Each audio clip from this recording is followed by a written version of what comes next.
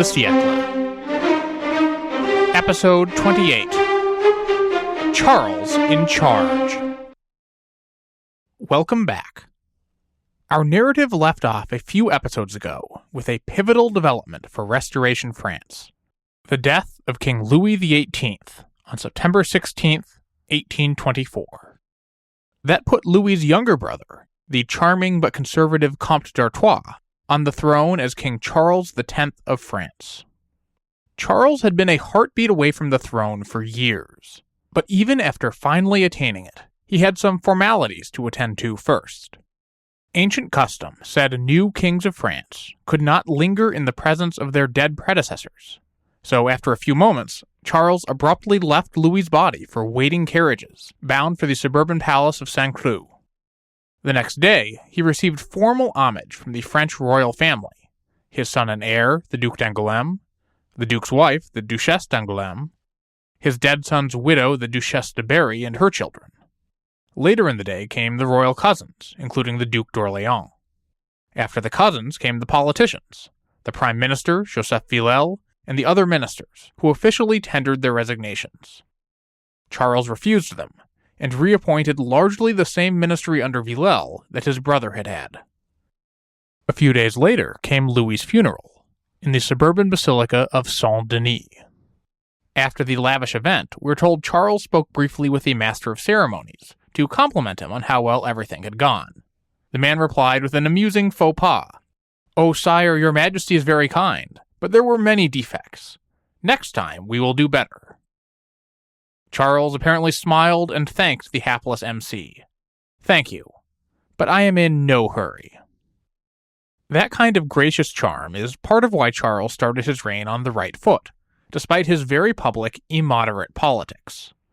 When he made a formal procession back into Paris on September 27th, he received an enthusiastic welcome from the gathered crowds. And why not? Whatever his politics, Charles was certainly much more fun in a parade than Louis had been. Paris had exchanged a reclusive, obese, invalid monarch for a charismatic silver fox. Where Louis had been carried around on a litter, Charles made his triumphal entry into Paris on the back of an elegant Arabian horse. Even his critics were forced to concede Charles's charm, such as one enemy who begrudgingly wrote, "I have never seen anybody have so completely the attitude, forms, bearing, and language of the court, so desirable in a prince." And if Charles inspired admiration in his enemies, he received devotion from his allies. One gushed how even when Charles said something as banal as "good morning," his voice seemed to come from the heart. He had such a gentle way of greeting that it was impossible not to be moved by it. And to be perfectly fair to Charles, this affection was not one-sided. After a brief fight with a retainer in which the aide had protested about his 34 years of service, Charles responded that it was better to say, "It will be 34 years that I have known and loved you." But getting people to like him was never Charles's problem.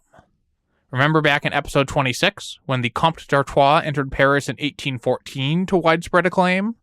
That didn't last, as Artois became the public leader of the controversial ultra-royalists. Will this same dynamic repeat itself as Charles tries to govern? Charles started his reign off by doing all the right things.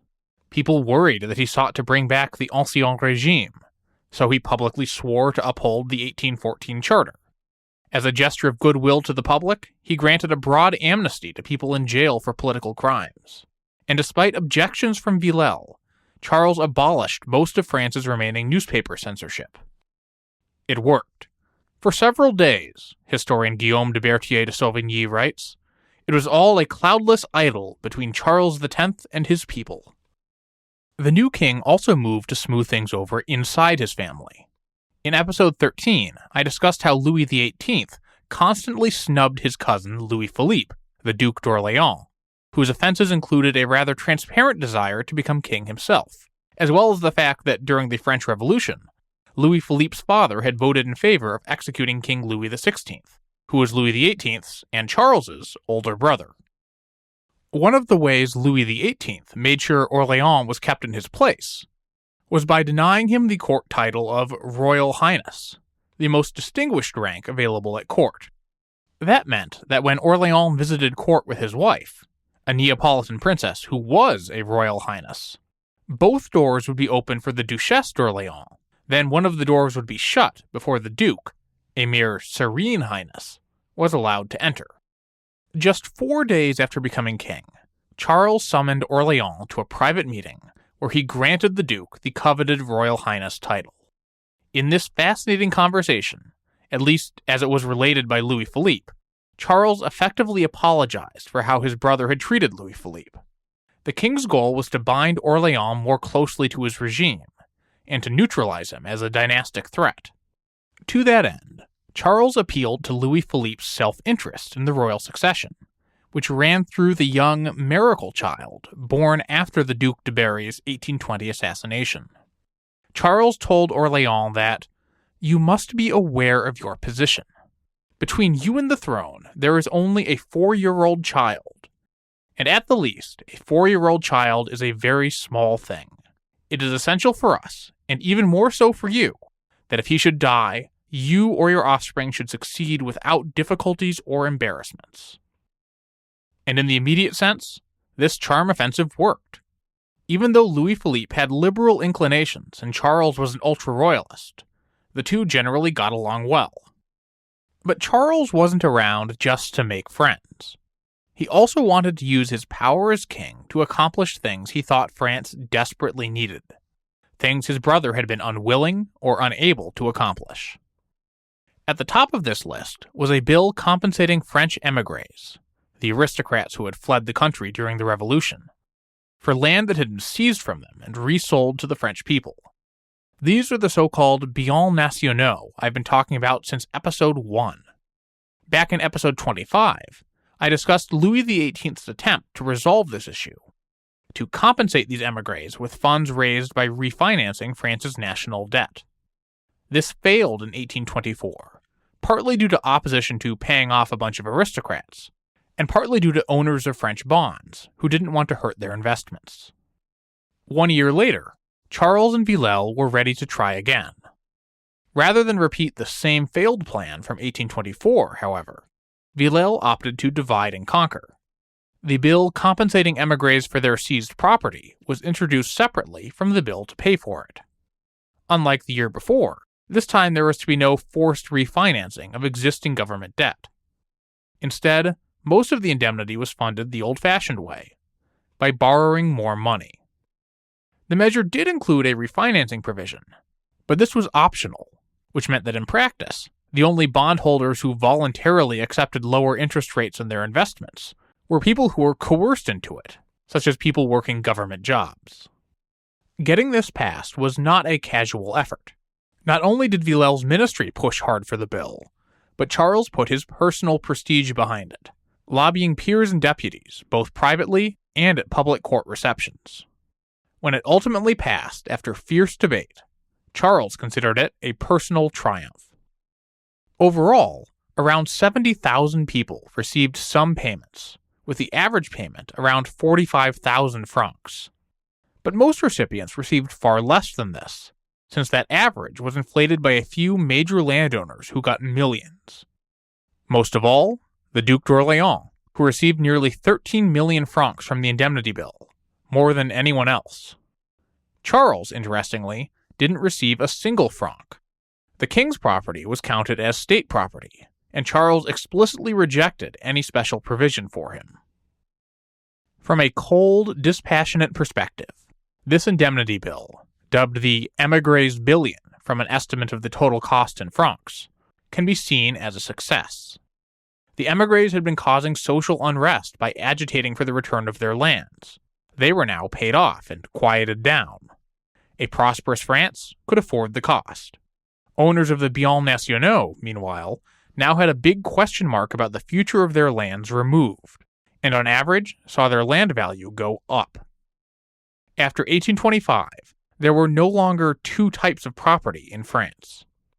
But politics doesn't function on a cold, dispassionate level. The émigrés billion was hugely controversial, with liberals condemning it as a giveaway to the traitorous elite, a betrayal of the revolution. Meanwhile, Émigrés hadn't been asking for an indemnity. They'd wanted their lands back.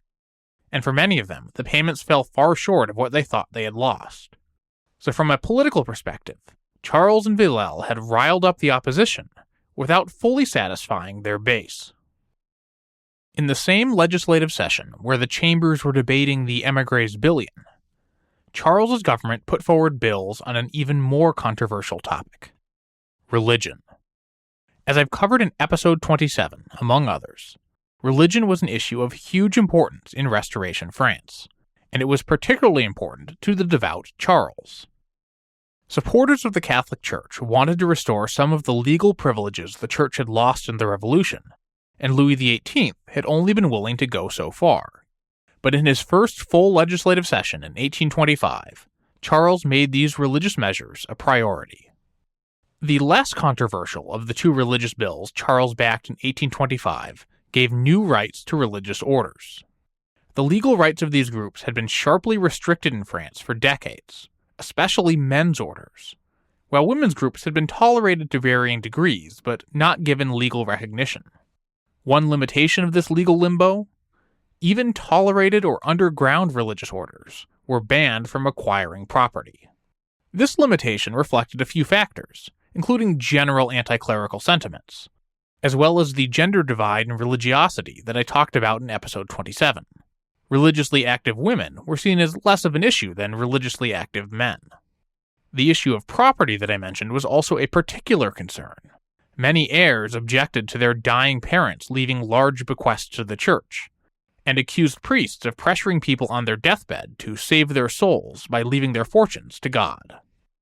In response to complaints from the church, Louis's government had proposed in 1824 to let new religious orders be authorized by government officials, rather than requiring a separate new law authorizing each new order.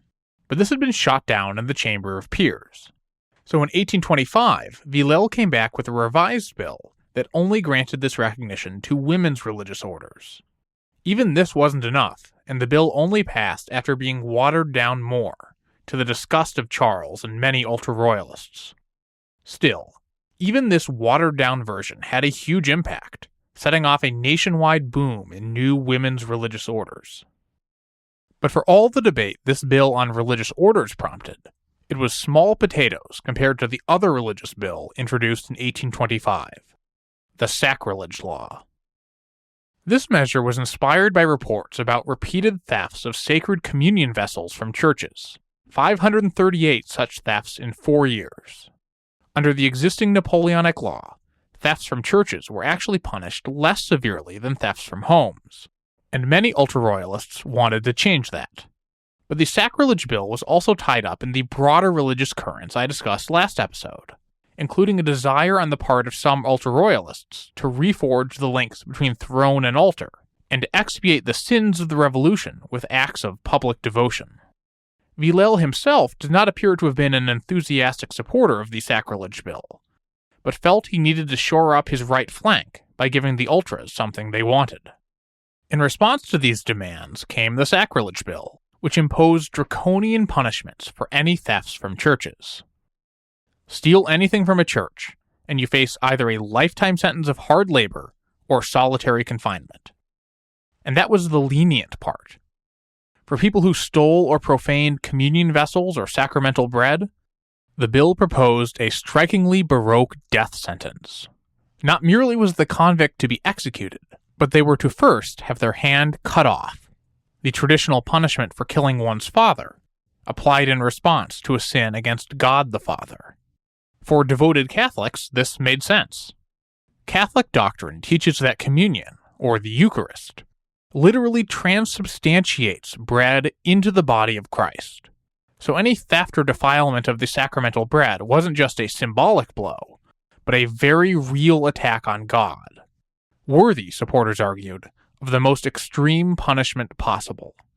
The ultra-royalist deputy and writer Louis de Bonald defended the law.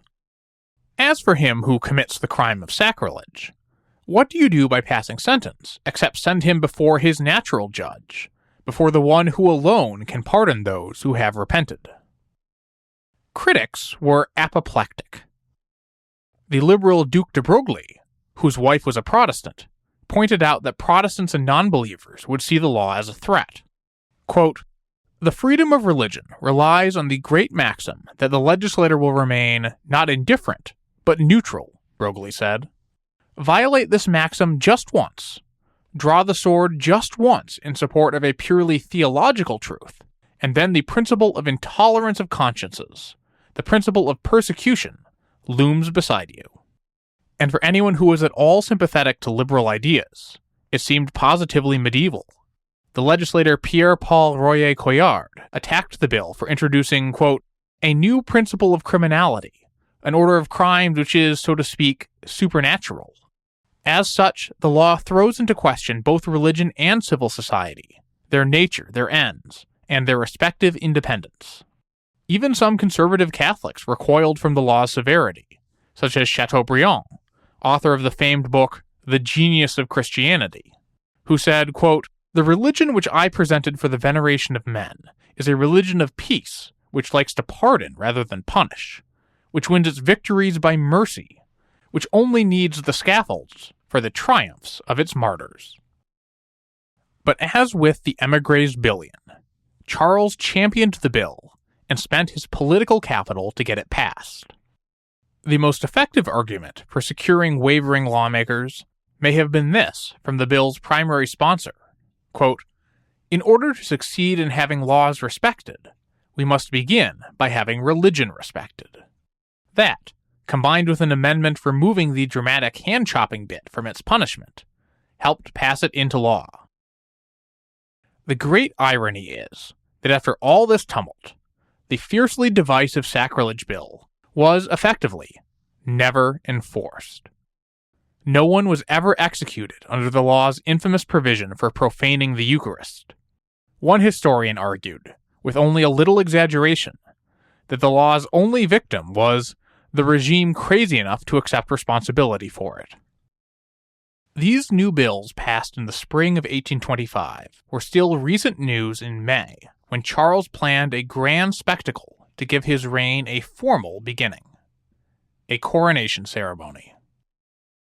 Attentive listeners of the show might be trying to remember the nature of Louis's coronation and coming up empty. That's not a problem with your memory. Louis XVIII never had a coronation. To be sure, he intended to have one, and Article 74 of his charter had specified that a king was to be formally crowned, but the initial plans were disrupted by Napoleon's return for the 100 Days. After that passed, they tried again, only for the Duc de Berry's 1820 assassination to put an end to the second attempt. And once the dust had settled from all that, Louis's physical infirmities made a grand ceremony impossible. Louis ruled for a full decade without ever having his reign formally consecrated in a traditional ceremony. So if Louis got on just fine without any formal coronation, why did Charles have one? There are two big reasons, which happen to neatly mirror the two key aspects of Charles's character: the religious and the secular.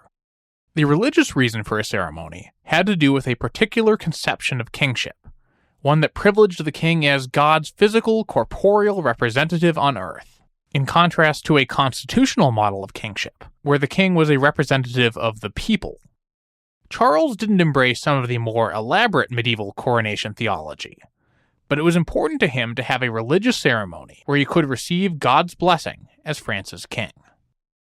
The secular reason is the same reason why modern U.S. presidents hold fancy inaugurations with parades, speeches, and balls: to rally support for their regime from both elites and masses with impressive and symbolic ceremonies. Charles wanted to convey that he was God's choice as King of France, to be sure, but he also wanted to convey that France under him was rich, stable, and powerful. So no expense was spared to put on a show. After months of planning, Charles's coronation took place on May 29, 1825, in the cathedral of the city of Reims, about 80 miles or 129 kilometers northeast of Paris. More on the city of Reims shortly. The ceremony itself started at 7 a.m. and lasted more than 5 hours. It featured an array of foreign and domestic dignitaries, songs and blaring organs, trumpet fanfares, and the release of 1,000 doves. Charles entered the cathedral dressed in simple white, but after being anointed, donned elaborate silk coronation robes with gold embroidery and abundant jewels and plumes. Man transformed into God before the audience's eyes. The cathedral itself was lavishly decorated inside and out, transformed from the stark Gothic style into something much more gaudy. In fact, in a case of life imitating art, some of the decorations were literally props from the Paris Opera. Not everyone was a fan, of course. A young Victor Hugo, attending as the coronation's official poet, thought all the cardboard to be cheesy. But the young champion of Romanticism found a bright side. 6 months ago, Hugo told his wife, they would have turned the old Frankish church into a Greek temple. Those not elite enough to be inside the cathedral could participate in the celebrations, too. A crowd assembled outside the cathedral was treated to cannon salutes and the distribution of commemorative medals. Elsewhere, local festivals were staged around the country in honor of Charles's coronation. In a typical example, the western city of Nantes featured a parade, outdoor games in city squares, a formal ball, and fireworks. Residents of Paris got an extra bonus besides the usual festivities, an array of plays and operas inspired by the coronation.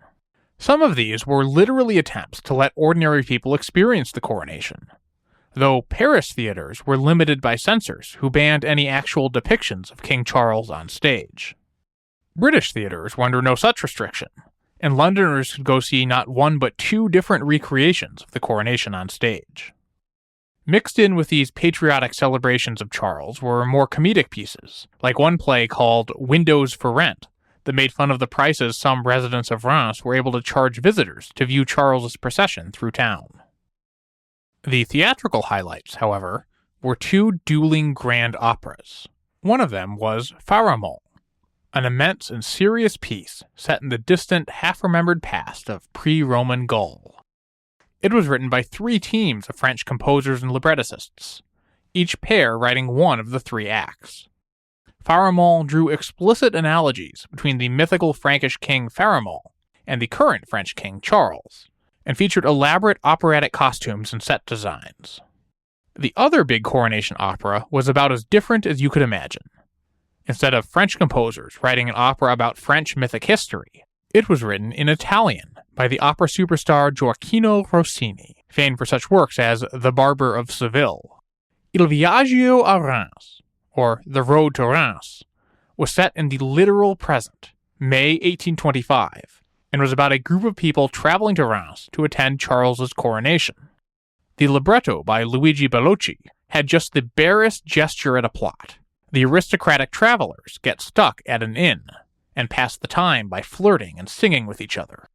Various antics interspersed with transparent propaganda, like the climactic scene where the aristocrat suggests topics for an improvised solo, such as Joan of Arc or France's sainted King Louis XIX. When the winner is drawn randomly, it is, quelle surprise, the glory of King Charles X. Ultimately, however, most of these coronation-inspired theatrical spectacles had short shelf lives, despite initial popular interest. At the time, Pharamond had the longest run of the shows in question, even enjoying some revivals in the next few years, though it's now largely forgotten. Viaggio is better known today, but at the time it was pulled after just a few performances, at Rossini's insistence, despite sellout crowds. That was because Rossini intended to cannibalize his best music from it for a later opera about a more durable topic. The Viaggio score was soon lost, and only reconstructed in the 1970s. More enduring than all this spectacle would be the political overtones of Charles's coronation. Every detail was planned out to try to send messages about what kind of king Charles wanted to be, though the French didn't always go along with Charles's preferred messages. The overriding issue as Charles and his aides planned the coronation was a tension between tradition and modernity. To what degree would Charles reach back to the centuries-old traditions of the Ancien Régime monarchy, and to what degree would he forge something new? For example, where should the coronation take place? Dating back a millennium, French kings had been crowned not in Paris, but in the Reims Cathedral. The city of Reims might sound confusing to you, but that's because Reims is one of the weirder bits of French pronunciation out there. It's spelled R-E-I-M-S, and as an American, I had always pronounced it Rhymes until I learned better. But not everyone thought emphasizing a connection to the medieval monarchy was appropriate for a post-revolution France. They pointed to a recent counterexample. When Napoleon crowned himself emperor, he did so not in Reims, but at Notre Dame, right in the heart of Paris. Other people argued that the entire concept of a religious coronation ceremony was an anachronism unworthy of the modern age. On this matter, as I noted earlier, Charles and the committee he appointed to work out the details sided with tradition. The coronation would take place in Reims. Another holdover from the past was a peculiar ceremony that took place the day after the coronation, a ritual called touching for scrofula. Scrofula is an old name for a disfiguring but not usually fatal disease caused by the tuberculosis bacteria. It involves swollen lymph nodes and sometimes skin lesions. The face of a scrofula sufferer, we're told, becomes putrid and gives forth a terrible odor. But more than its medical symptoms, by far the most interesting thing about scrofula is that starting in the Middle Ages, there was a widespread belief in England and France that the way to cure it was the touch of a king, giving it the common name, the king's evil. For example, in 1535, the theologian Michael Servetus wrote that, quote, "Two memorable things are related of the kings of France. First, that there is in the church at Reims a vase of consecrated oil, which remains ever full, sent down from heaven for the coronation, and used for the anointing of all the kings. Secondly, that the king, by laying on of hands alone, cures the scrofula. I have seen with my own eyes this king touching several sufferers from this affliction. If they were really restored to health, well, that is something I did not see." We'll come back to that consecrated oil in a moment. For now, let's stick with the scrofula. How did this very particular ailment get associated with a royal touch as its cure? Part of it was a belief that kings weren't just political leaders, but were in some sense divinely blessed. That the sovereign's power was supernatural, and that both his authority and his person were sacred. And scrofula in particular was a disease well suited to such a supernatural cure. Even setting aside the placebo effect, scrofula symptoms frequently come and go on their own. As such, it's relatively easy to imagine how a natural remission might look like a miraculous cure. Medieval and early modern kings didn't only touch for the scrofula as part of their coronations, but it was closely associated with being crowned. The tradition faded in England by the early 18th century, but continued in France right up until the Revolution. King Louis XVIII touched 1,200 sufferers at his 1774 coronation, and at least some produced certificates of having been cured. 51 years later, Louis's brother Charles had his own coronation, and sufferers of scrofula showed up for their touch, purely driven by tradition. There was no announcement that the ritual would take place. Indeed, we're told Charles vacillated over whether to touch for scrofula or not, and he may have initially ordered the assembled sufferers to disperse before changing his mind. Regardless, he finally showed up and duly walked through lines of about 120 people with scrofula, making the sign of the cross on their foreheads and reciting the ritual words, "God cure you, the king touches you." It was the very last time that any European monarch would ever carry out the medieval ritual of touching for scrofula. All this so far may give you an impression that, whatever debates were had, Charles came down thoroughly on the side of tradition for his coronation. That's probably true, and it's definitely the impression that his liberal critics took away at the time. But it is important to note that Charles's coronation did make several prominent concessions to modernity. The traditional coronation oath was modified to include a promise to, quote, govern in conformity with the laws of the kingdom and the constitutional charter. Charles also omitted the traditional phrase promising to exterminate in the territories under his jurisdiction heretics named and condemned by the Church, and invited representatives from Protestant, Jewish, Orthodox, and Muslim communities to attend.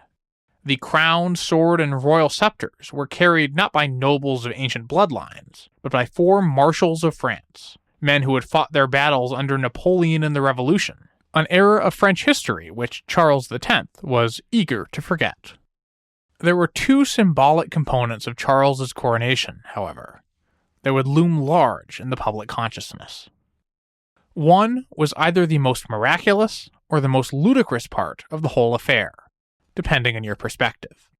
One of the other traditions of French coronations, as mentioned above, was the use of a container of sacred oil to anoint the new king, oil that legend said had been delivered by a dove from heaven for the coronation of the first Christian French king, Clovis, way back in the 5th century. Unfortunately, this vial had been smashed during the French Revolution. But days before Charles's ceremony, the Archbishop of Reims announced that loyal servants of king and church had in fact secretly saved a few drops of the sacred oil from destruction, enabling Charles to be properly anointed after all. For the devout, this was a divine miracle, a sign of God's favor. For the skeptical, this was hokum, a transparent and convenient lie meant to win over the gullible. The second resonant event related to how that miraculously recovered oil was used. During the anointing ceremony, Charles prostrated himself face down before the altar and the bishops. For its defenders, this was a totally normal part of the traditional religious coronation ceremony, a display of proper humility before the majesty of God, and not even worthy of note. But for people who were worried about the role of the Catholic Church in French life, who were concerned by the recent sacrilege law, and by the ongoing revival missions, the idea of the king prostrating himself before the clergy would prove to be a damning and enduring symbol. A popular song written after the coronation portrayed Charles the Simple kneeling at the feet of prelates stitched in gold and swearing an oath not on behalf of France, but of the Pope in Rome. A Parisian bridge was graffitied with the ominous threat, "Because you have had yourself anointed, you will be massacred." We shouldn't read too much into this, though. The first year of Charles's reign had fired up his critics, but when the king returned to Paris after his coronation, he was met not with jeers, but with relative silence. The ultra-royalist priest Félicité de Lamennais, a fierce advocate for a blasphemy law a few months earlier, wrote, "The entry of the king was, whatever the newspapers say, very sad and gloomy. No screaming, no love, just a silent curiosity for the spectacle, that's all." Charles wasn't widely hated, and he wasn't doomed, but his honeymoon phase was clearly over. A coronation intended to rally the nation around him had not done its job.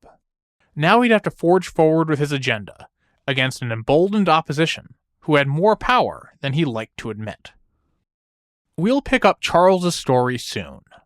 But first, we've got to flesh out some of the fun details I've laid out today and in recent episodes.